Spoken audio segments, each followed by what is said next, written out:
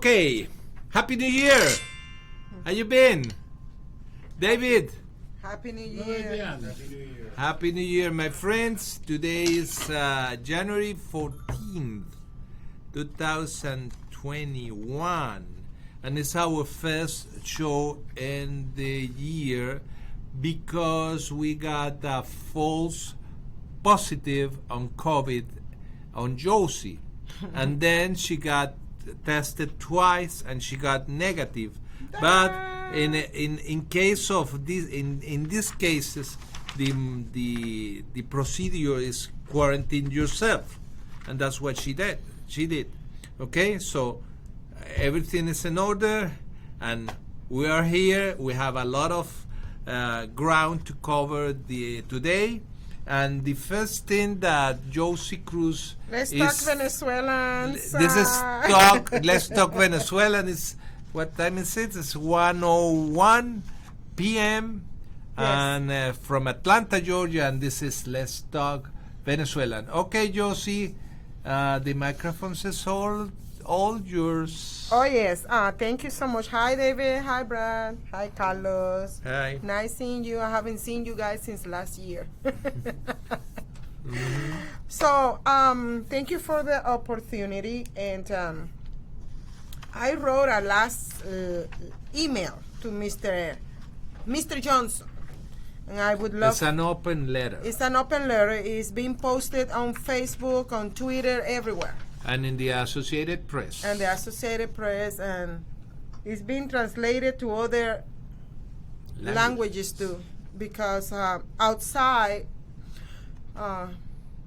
they're still calling me from other countries to find out what's going on here in Georgia, because the lack of information of what's going on here in Georgia with the result of the election is still a mystery for a lot of people who are for the country. I got interviewed people from Panama, Chile, Spain 3 times with different people, different platform, Germany, and Argentina, Guatemala, Mexico, you know. So Venezuela. They are calling me because they want to know what's going on here in Georgia, and I'm being interviewed also in English from Seattle area. What's the state? Washington D.C. Washington State.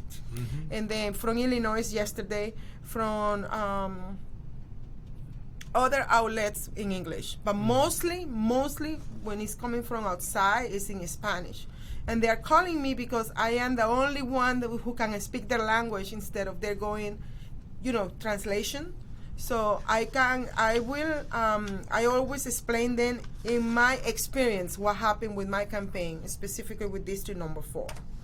I cannot speak about the whole state because I was not running as a state, on that position, only on the district. So it's been interesting because people they really want to know what's going on here in America. They cannot believe what American is going through. But you didn't concede. I did not concede. I'm still not conceding. Okay. So you consider Hank Johnson an usurper? Yeah, he's not. He doesn't have my. In order for somebody to take power, in this case, this seat, he needs me to concede to him to basically recognize that he won over me. Okay. He won. And what did you tell him? But because I knew the results of the voting elections, and I knew how was Venezuela technique and strategies were implemented in Georgia as a duplicate. That's why I stand my ground, and I didn't concede. I'm not conceding, and I will not concede. Read your open letter, please. So the letter goes this way.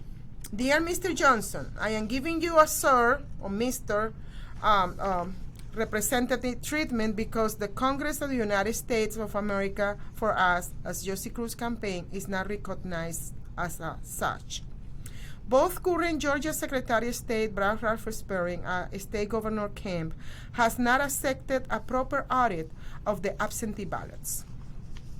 The monologue generated a few days ago by the voting organizer, Mr. Gabriel Sterling, gave a more than a pathetic explanation for many citizens in this state. A few days ago, Mr. Jovan Holton Pulitzer, one of the most important inventors in the country with more than 200 patents for inventions before the Georgia State Legislature, offered to establish with 100% assertiveness the existence of counterfeit ballots, printed or any of the 38 forms of electoral crimes reported to multiple individuals by the Georgia State Legislature. You have stated that you, as a judge, have sent people to prison in cases of drug and racketeering for lesser evidence than this. But what is more dangerous, a drug leader or the organizer of massive violation of citizens' civil rights? Yes, right now, it is irrelevant who won or not. The evidence presented and the testimonies about civil rights violation were as profound today as 100 years ago, when the southern United States black population denied for fundamental right to choose and be elected. This fight for civil rights has its brightest moment here in Georgia, more than 55 years ago, when Martin Luther King Jr. and his real dreamers together fought the good fight. Martin Luther King's message for the great American dream is universal. That includes black people, brown Latinos, yellow Asian, red American Indians, whites, and mixed. We all aspire to be judged not by the skin color, but by the character content. The threads of evidence has become a proven fact. The electoral fraud that you say does not exist has a massive impact on this society. It affects the civil rights of citizens who, through voting, are placing their trust in a system that is supposed to be transparent and audible. It affects citizens' rights who aspire to occupy public position to the right to participate in fair elections. Still, above all, it affects the supposed winners who lose their legitimacy of origin, as it's the case by not being recognized or granted their supposed victory. You bitterly complain that I did not grant you a triumph because I follow President Trump's orders. Nothing is further from reality. I do not concede to the victory because doing so would be making me an accomplice of crime, and that is very far from what my father, a Baptist preacher, taught me as life principle. I am intensely concerned about the threat to my people from their followers. Unfortunately, this threat became a sad truth this week when someone attempted against the life of one of Mr. Pulitzer's investigators who received 5 bullets this week in a drive-by shooting. You, as a former member of the judiciary, have a moral obligation to stop the violence. What better tribute to Martin Luther King Jr. than use a no-violence methodology to settle our political differences since the Georgia state, both its courts and its electoral officials, have been unable to do so? I am making you an indecent proposal. Allow Mr. Jovan Holton Pulitzer to audit the absentee ballots based not on opinion but forensic evidence established through his methodology, with the presence of his and my lawyer. And let's say that if substantially amount of forgeries detected on your part, let's say 10%, you resign for life, not only to the office of representative for the 4th Congressional District of the state of Georgia, but to any other elect office, calling immediately to a special election to replace you. If a lower number is detected, you will receive from us the recognition to which you be entitled. And in this way, we would close this matter that affect your honor and reputation. Sincerely, Johsie Cruz, candidate for the Georgia 4th Congressional District. Well, as you can see,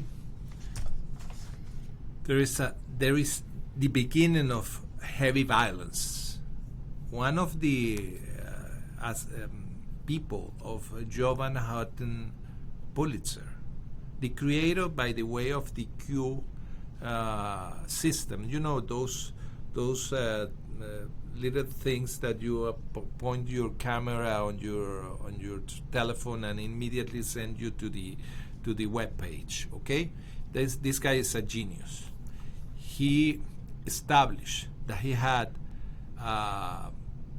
the capability to read 500,000 ballots in 2 hours. Okay? With an assertivity of 100% on what he's doing. Okay? He offered that to the legislature of the state of Georgia. And one of his investigators was here doing some chores for him because he lives, I think he lives in Texas, right? And he was not killed, but he received 5 bullets in a drive-by shooting. You know? That was in Fulton. That was in Fulton County. He was do doing you know about that thing? No, the press is completely silenced. Well, all the problem began with this. This is the chairman's report of the Election Law Study Subcommittee of the Standing Senate Judiciary Committee of the state of Georgia. That's in Spanish. I know. Okay. Summary of testimony from December 3, 2020. We went into a second election on January 5th without resolving this. Okay? With the same system, with the same ballots, with the same everything. With the same registration number. Everything. So, the Honorable William T. Ligon, Chairman, Senator District 3. The Honorable John Kennedy, Senator of District 18. Honorable Bill Hayes, Senator of District 31st. Senator Honorable Blake Tylery, Senator District 19. Honorable Michael Threat, Senator District 33. And Honorable Elena Parent, Senator of District 42. Okay, the introduction of this, that is the inform of the Senate committee about the election. And it says, the charge assigned to the Election Law Studies Subcommittee of the Standing Senate Judiciary Committee was to examine the recent election cycle, the recount process, the audit process, the current investigation taking place, the litigation that is moving forward, as well as address issues relating to the upcoming runoff. In the matter of the law itself, we were to also consider Georgia's election laws as they have impacted and they are impacting the current election cycle. This report may be further amended prior to the 2021 Georgia legislative session. This subcommittee met once at the Georgia State Capitol on Thursday, December 3, 2020. The hearing was open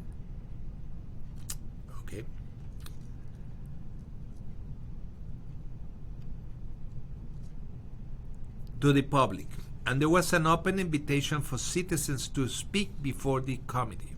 Okay. Subcommittee members all expressed stories they had heard from their constituents. Other committee meetings have also been hearing testimony which should be considered to present an even broader understanding. At this time, the additional committees we have met and received testimony are the Senate Governmental Affairs Committee and the House Governmental Oversight Committee. Many who could not testify due to lack of time have recorded their own testimonies online and shared their written speeches with this committee. This subcommittee received many affidavits under oath. Executive summary.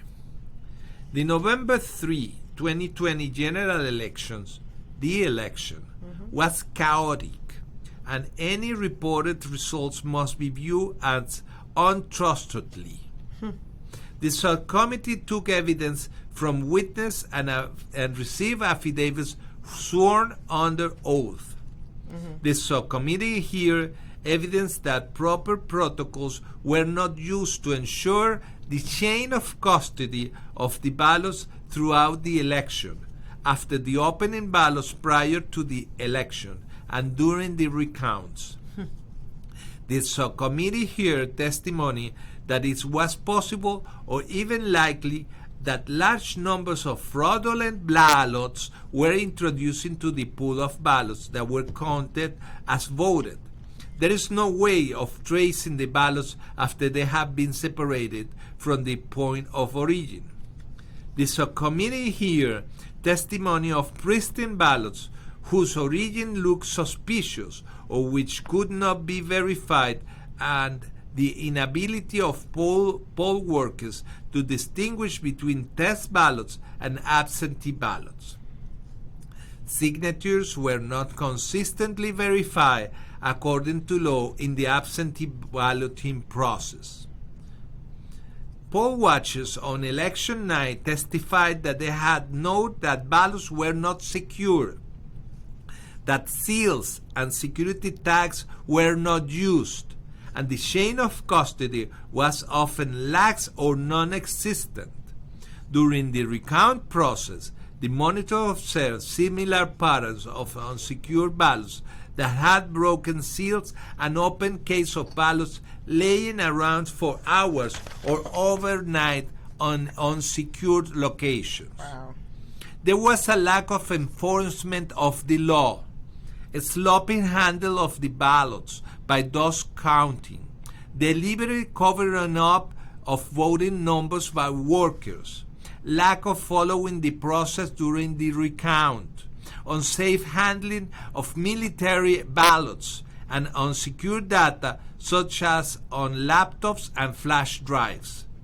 According to submitted testimony, there were also many equipment failures when ballots would not go through the machines, and other times when ballots were counted more than once. A great deal of testimony supports evidences of coordinated effort to prevent a transparent process of observing the counting of ballots during the absentee ballot opening period and on election night. Witnesses testified to hostility to Republican poll workers during the recount. Directional signage was unavailable, doors were locked, and Republican poll watchers were sent home early or given menial assignments. Monitors throughout the state were often kept at an unreasonably long distance. Some social distancing was understandable, but monitors were blocked from having the visual ability to see what was written on the ballots or to have any meaningful way to check the counting or to double-check what that was counted was actually assigned to the right candidate. They also could not observe what was entered into the Arlo system, nor could they be told the count that was being entered into the Arlo. Instead, they were told that those numbers would be totaled and come back from the Secretary of State office. They were also told not to take pictures, film, or other means of acquiring proof of the process that they were experienced based on a rule from the State Elections Board. That rule contravenes the spirit and purpose of the election law. The Secretary of State's office was unresponsive to its hotline. It was unresponsive to many who wonder if their vote ever really counted. The office was turned blind eye to fraud to the point that it ought to be gross negligence. The subcommittee did not have time to investigate the numerous publicly reported issues with the Dominion voting machines.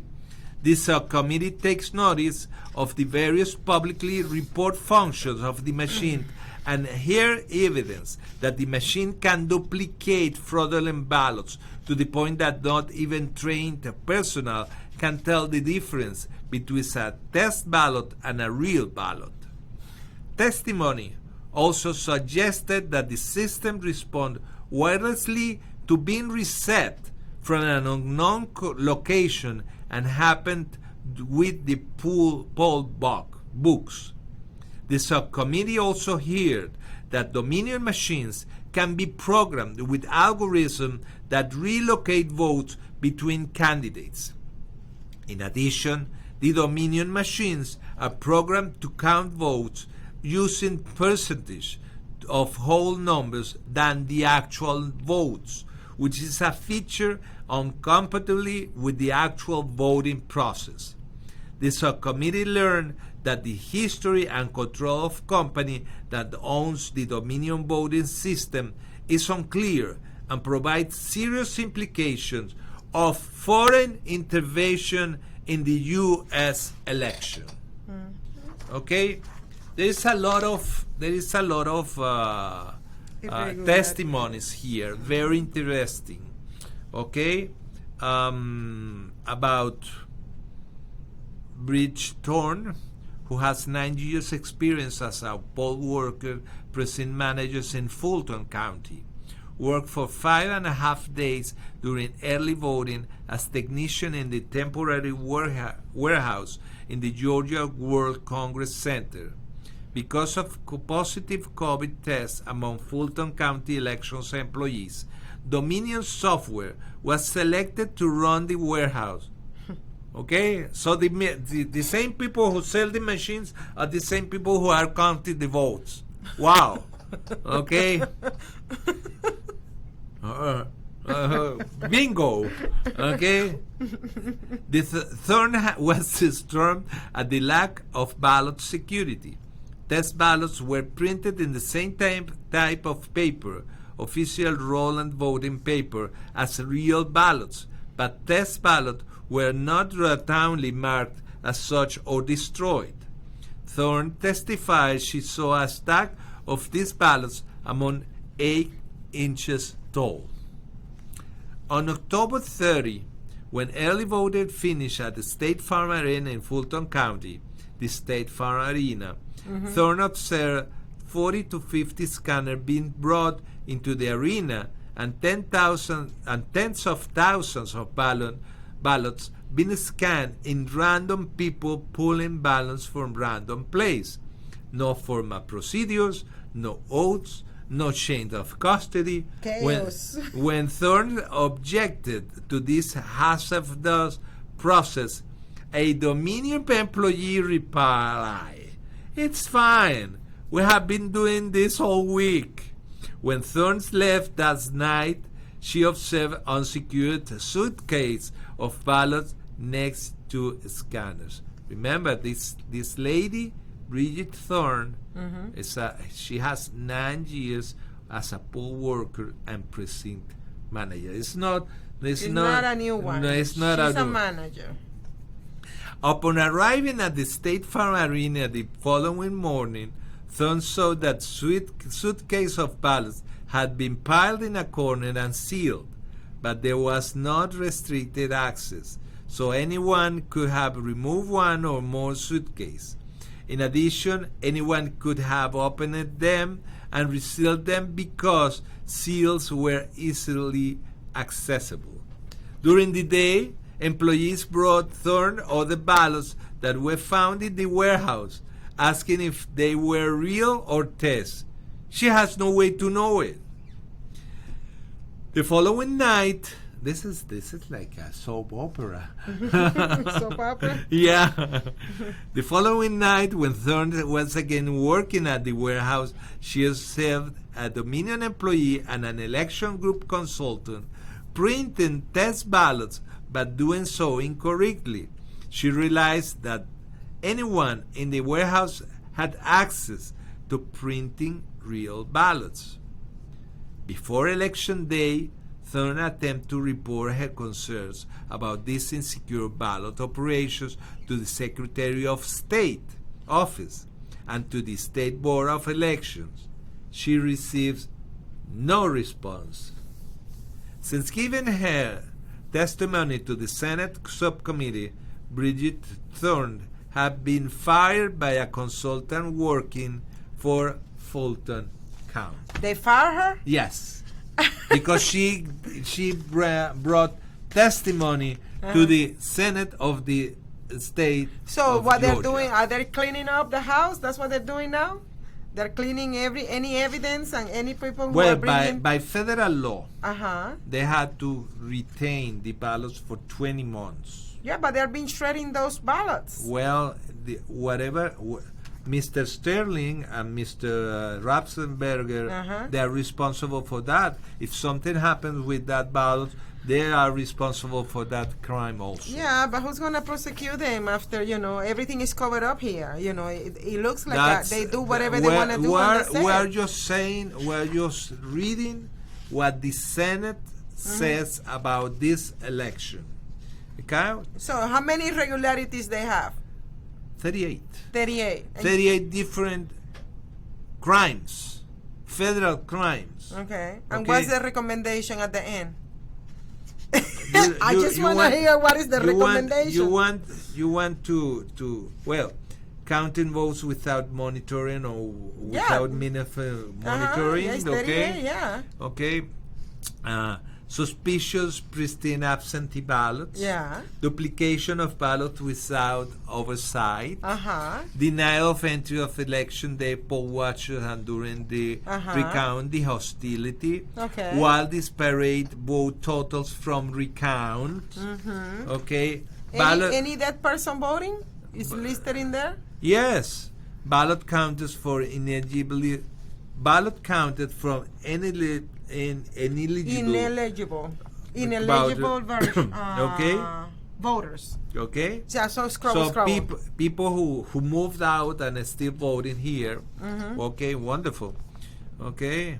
Well, my daughter doesn't live with me anymore, and I received like 5 different invitations for her to go vote. Constitutional violation of duly passed law.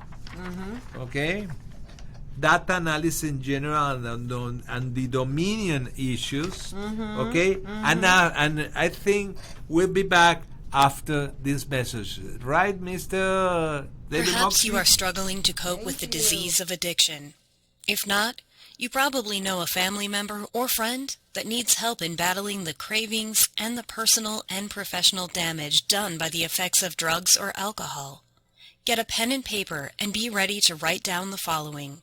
These are the issues that the trained staff at the Atlanta Healing Center address and treat every day. Their doctors and counselors with over 40 years of practice in the field of addiction can treat the suffering individual in a thoughtful, compassionate, and experienced manner and guide him or her along the path to recovery. So call 770-696-9862 and speak to a knowledgeable staff member about how you or your loved one can be helped to enjoy a better and healthier life.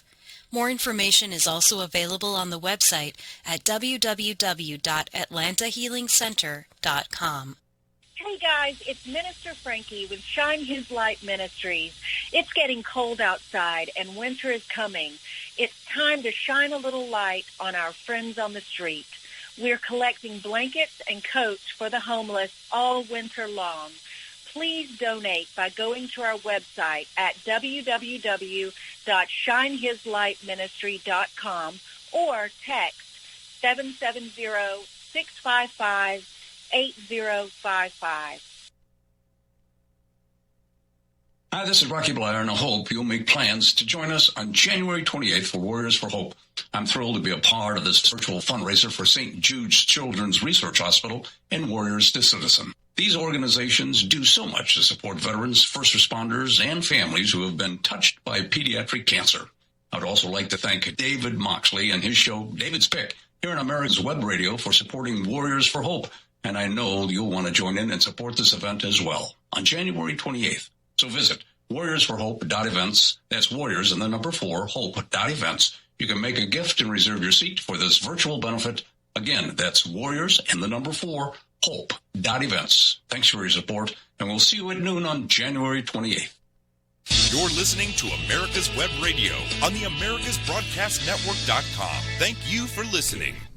There is one of the findings that was very, very sad, and it happens very often. Which one? Grace Lennon, a student at Georgia Tech, hoped to early vote on October 23rd. Mm-hmm. When she arrived, she was told that she had been sent an absentee ballot.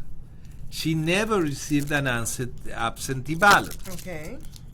She had to sign an affidavit saying that she had not requested nor had she received an absentee ballot. Okay. She was then given a voter card to vote on the machine. However, the next day, she learned that someone had voted absentee in her name on October 7th. She was not able to verify that her vote actually counted for the one she chose to select in the election, or whatever the absentee ballot counted instead. So she couldn't confirm the one that she did it in person. Exactly. Okay. Senator Greg Dolezal confirmed that most of the senators had heard many similar stories. Oh, entonces that means the absentee ballot, that's where the fraud is in the absentee ballot. That's why Mr. Jovan Hutton Pulitzer is offering his expertise in this kind of forensic investigation. Yeah, the absentee ballots. Yeah. And the Senate approved that. But the Secretary of State and Mr. Sterling, they say no. They say no. Okay? Why? I mean, asking an innocent question. The problem with this kind of ballots is when you commit fraud in one issue, for example, the president. It's not only the president, it affects all the election. The whole ballot. The whole ballot. From the federal position all the way to all the local. way, exactly. Even to the commissioner, local commissioners. Everything. Yeah. Everything. It was a very well, let me read you the findings on this report. There are 9 points. 1. On November 3, 2020 election was chaotic and the results cannot be trusted. Exactly. It was chaotic, yeah. Second, number 2, the Secretary of State and the State Elections Board failed to enforce the law as written in the Georgia Code. They violated the laws. Mr. Sterling. Yeah, they and violated. the Secretary of State, both of them.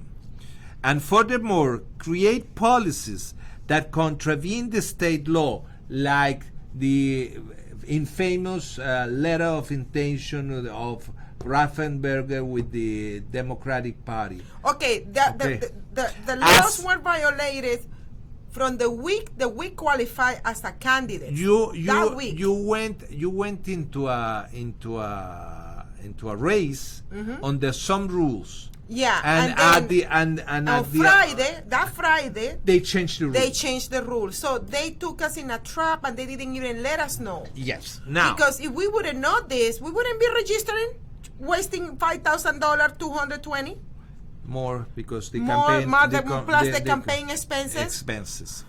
As Senator Matt Brass concluded at the December 3 hearing, we have here evidence that state law was not followed time after time after time. 3.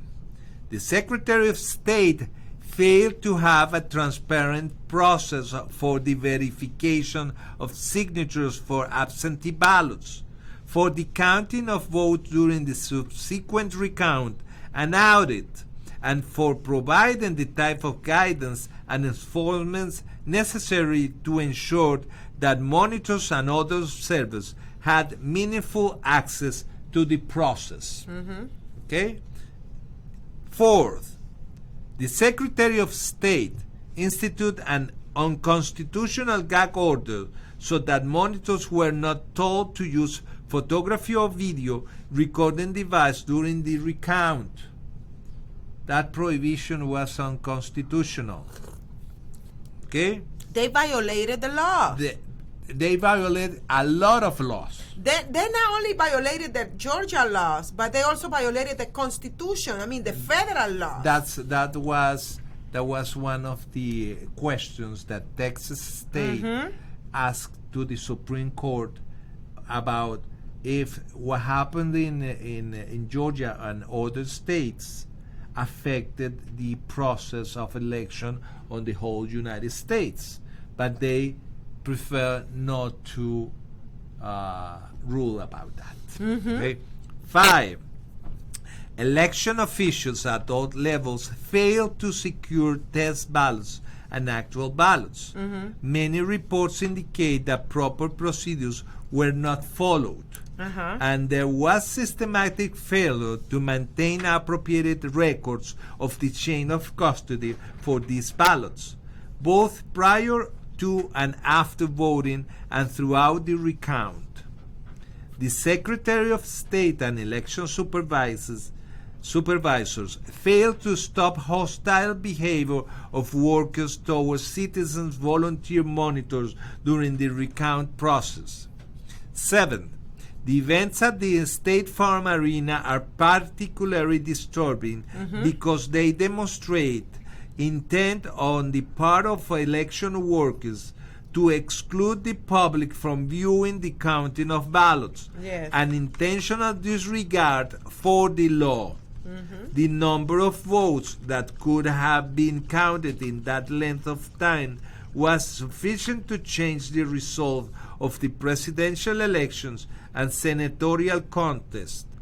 Furthermore, there appears to be coordinated illegal activities by election workers themselves who purposely place fraudulent ballots into the final election totals.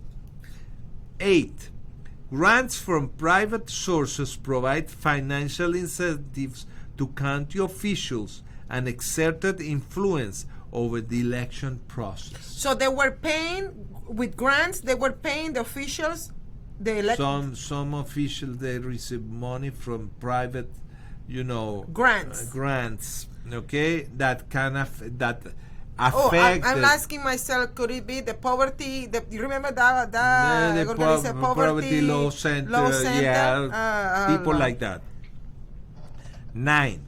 Oral testimonies of witnesses on December 3, 2020, as subsequently the written testimonies submitted by many others, provide ample evidence that the 2020 Georgia general election was so compromised by systemic irregularities and voter fraud that it should not be certified. Okay, recommendations. Okay, what are the recommendations? The recommendations is A. Absentee ballots. In addition to following the law as already written by the legislators, so as not opening absentee ballot until the election day, additional steps should be taken to assure that only legal absentee votes are counted.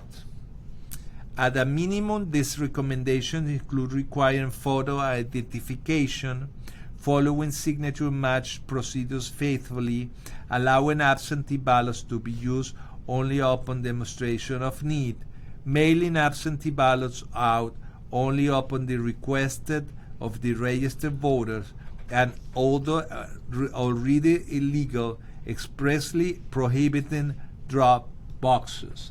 Prohibiting drop boxes. Remember that three words. Prohibiting drop boxes. B. Secure chain of custody and additional security measures. Procedures should be established to ensure proper chain of custody for all ballots, whether they are test ballots, new unused ballots, spoiled ballots, cast BMD generated ballots, absentee ballots, and even the specialty paper that is used to print the ballots. Hold on. Question.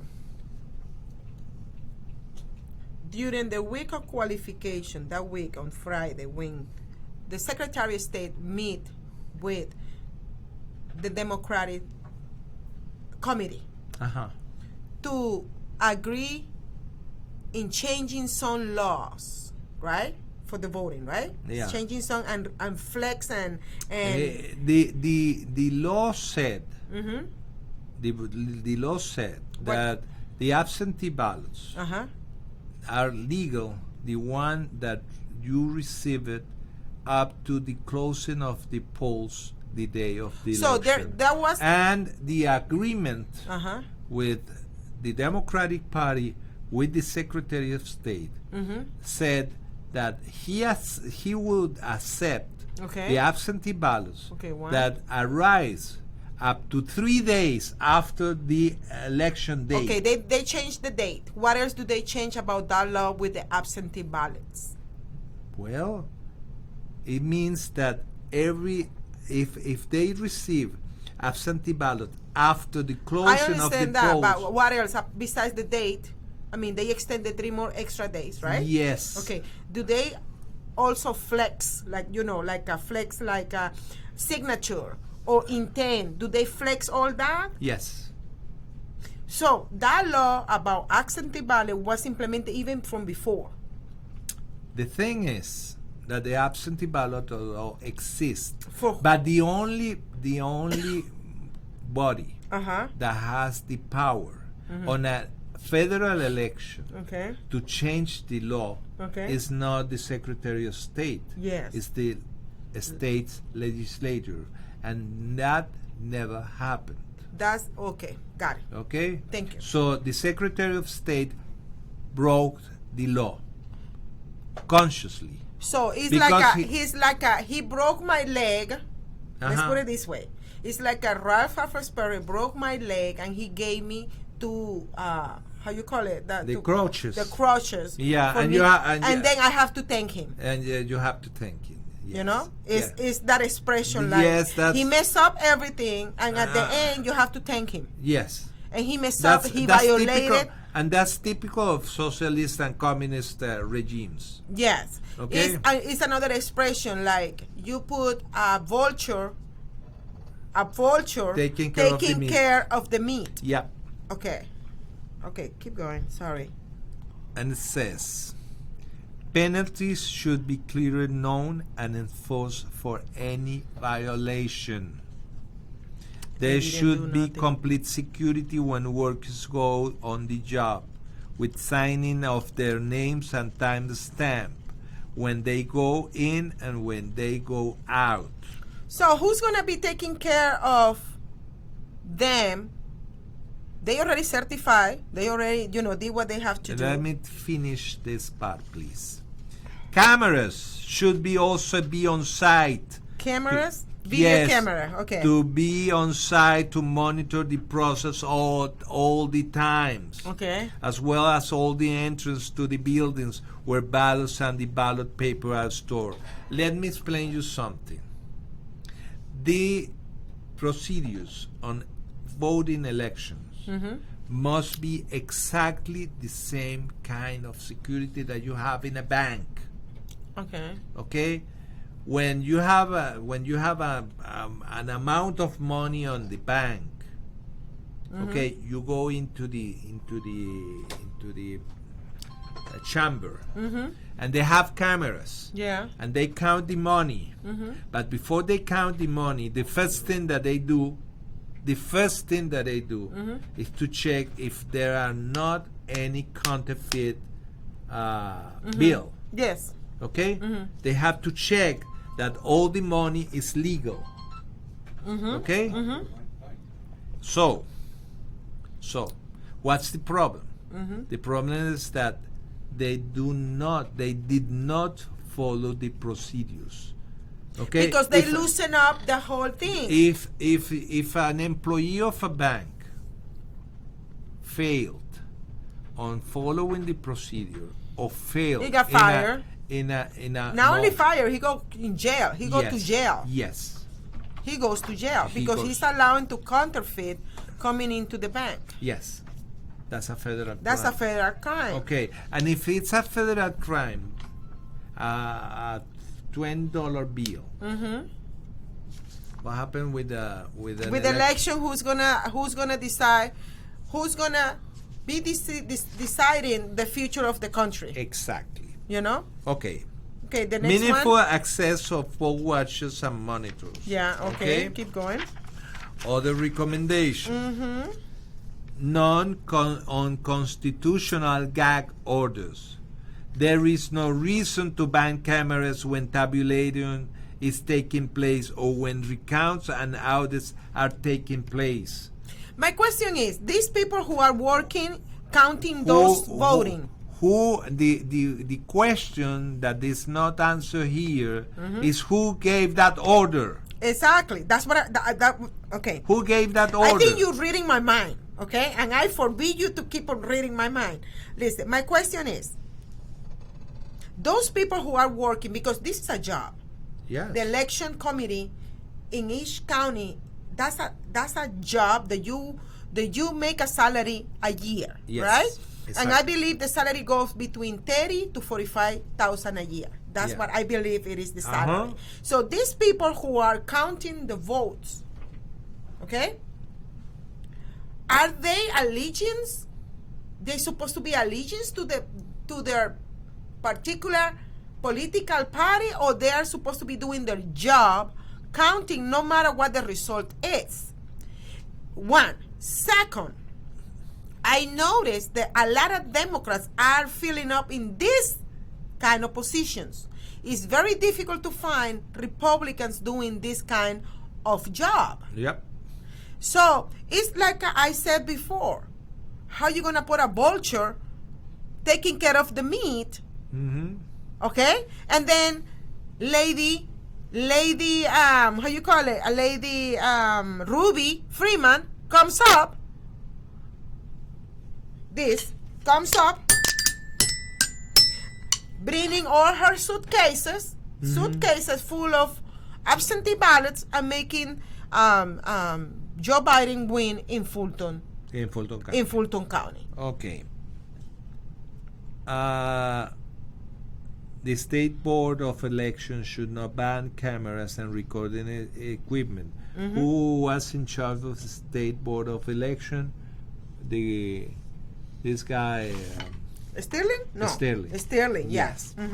They must fulfill their duty to ensure a transparent election process. That's right. Furthermore, citizens have the right to share those photos, recordings, and thoughts about what they observe. You know what was the most embarrassing thing for me to watch was 60 Minutes. They were interviewing Brad Raffensperry, they were interviewing Gabriel Sterling, and they were calling the president a liar. They were calling all these lawyers a liar. They were calling all the people who gave their testimony, exactly. their affidavit. Both of them, they were calling all these people liars. Exactly. Liars in 60 Minutes. So, the next thing is unqualified voters should not be purged from the system and the system to allow their votes. No felons should be in the system to allow their votes. Other category of voters, such as deceased and those who have moved out of state, should always be examined as to their continuing presence on the voters' rolls. Okay? Violation of state election laws must be prosecuted. This is an order from the legislature. Yeah. The Georgia Bureau of Investigation, GBI, and the Attorney General should aggressively investigate and prosecute those who violate election laws, including those conspiring to place fraudulent vote into the system, and the 1,000 persons identified by the Secretary of State who vote twice in the 2020 primaries. If prosecution do not happen, violation will recur. The GBI should establish an independent office for the investigation of all claims of voter fraud. That office should report regularly to the Judiciary Committee, except in the case of investigations involving the Secretary of State or its personnel, the Office of the Secretary of State. The GBI should investigate the cases where many affidavits already exist regarding election fraud of the 2020 general election. Forensic audits of ballot machines. The legislator must determine if ballot-making device, BMD, have been manipulated to provide a fraudulent result, and without regard of whether the forensic audits can actually identify the manipulation of votes and the authenticity of the ballots that are in the ballot boxes, neither generated by the DMD and those that are absentee ballot. Independent third-party auditors should review the fiducials and all ballots types. This is Mr. Hutton Pulitzer. Okay? An independent third party. Absentee military machine generator. Audit the absentee ballot results from the last election, confirm the numbers of external envelopes in each county and the number of ballots of each county. Such audits should help ensure that phantom ballots and other fraudulent ballots that are not counted in election results, and that legal votes are the only votes counted. For rectifying the 2020 general election, the legislature should carefully consider its obligations under the U.S. Constitution. If a majority of general elections of the General Assembly concurs with the findings of this report, the certification of the election should be recited, and the General Assembly should act to determine the proper electors to be certified to the Electoral College in the 2020 presidential race. That didn't happen. That didn't happen. Okay? It was the governor's responsibility. He and Mr. Raffenberger who signed that the certification, because they didn't listen to the legislators. No, they didn't listen. They broke the law. They commit a crime. Who are those people doing this? Read me the name, because I found out this week, yesterday, they start taking people out of the committees here because some of them were supporting a Trump. Well, later on, let me finish, because we only have six minutes. If the majority. And since time is the essence, the chairman and senators who concur with this report recommend that the leadership of the General Assembly and the governor immediately convene to allow further consideration by the entire general election. And it was signed by Honorable William T. Ligon, Chairman, Senator, District. Well, yesterday I found out there are some people who did this. they are being removed from special committees. You know, the legislators, they're divided. Here in Georgia? They are divided here in committees, right? Yes, of course. Some of them, because they were Trump supporters and they were going with the investigation of the fraud, they've been removed from some committees. They are removed completely. So we are seeing in Georgia the implementation of. This is a coup d'etat. This is a coup d'etat, yeah. Yeah, this is a coup d'etat. Mm-hmm. Okay, orchestrated by the governor, the Secretary of State, and Mr. What's the name? Sterling Gabriel. Gabriel. But don't forget about Stacey Abrams, the Democratic Committee, and the lawyer. Time out. Remember, fraud is not committed by the criminal. This kind of fraud is committed by the people who allows this crime to happen. At the end of the line, the responsibility is from Mr. Sterling, that he organized the He's the a event, contractor. okay, the Secretary of State and the Governor of the state of Georgia. Okay? But it looks like everything is going under the rug. Under the rug, yeah. Yeah, If we allowed it. Yeah, If it's we going allow under it. the rug. It's Yeah. like the state you of know- Georgia is being managed as a plantation. As a plantation. Yes. Yes. Definitely. Definitely, because they violated the right of people to elect. They violated the right of people to go and decide who they're going to be voting for. They already, with those absentee ballots, they mark who. This is a violation completely from every and angle. let me tell you something, Josie. As you wrote on your letter, it doesn't matter who wins or not. Yeah, at this point, no. No. It's the violation of the civil rights. It the even violation. affect, because right now, Mr. Hank Johnson and Mr. Joe Biden, for many of the citizens of this country, they are usurpers. Usurpers, Yes. Okay, and you know that from the usurpation of a thing, just it's one step for tyranny. One step away from tyranny. Yes. Yeah. David, All right. something that you want to comment about this Before we leave. before we leave? No. See you next week. Hopefully. See you next week. Bye. Yeah, bye. The disease of addiction is a life-altering challenge, not just for